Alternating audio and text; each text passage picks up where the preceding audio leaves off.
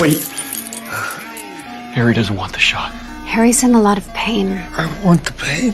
He wants the pain. Weekly outdoor hunting was my favorite activity, but just then, my father suddenly felt chest pain. I immediately picked up my father and rushed him to the hospital. After emergency treatment, my father was out of danger, but he needed to stay in the hospital for observation for a few days. However, after a few days, my father's condition kept getting worse. Later, he was even in so much pain that he couldn't speak. I felt anxious but helpless. When I was walking down the hallway, I happened to see the head nurse comforting a deceased patient's family, but she had this creepy smile on her face. I had a feeling something was off. The next day, I saw the head nurse cutting up a newspaper with scissors. I immediately went to the store and bought the exact same newspaper. After comparing them, she had cut out the obituary of the person who died last night.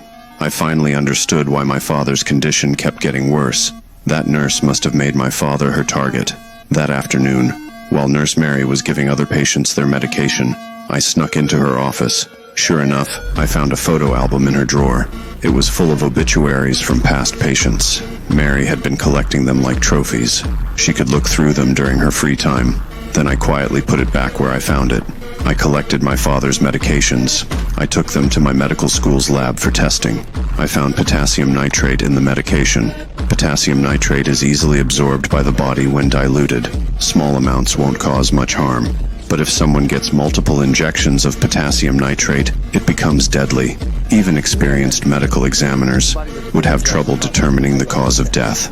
I desperately wanted to get revenge for my father, but I needed someone to back me up, and that person had to be my father. While Mary wasn't looking, I quickly whispered the situation to my father. Then I refused Mary's request to give him a shot. When I saw her show that vicious look, I felt relieved.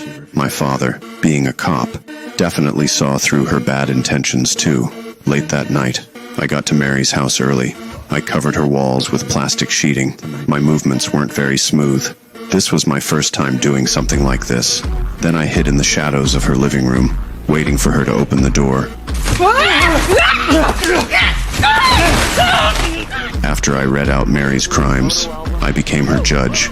I quickly took out this killer. The next day, when I was driving home, I saw a bunch of police cars in front of my house.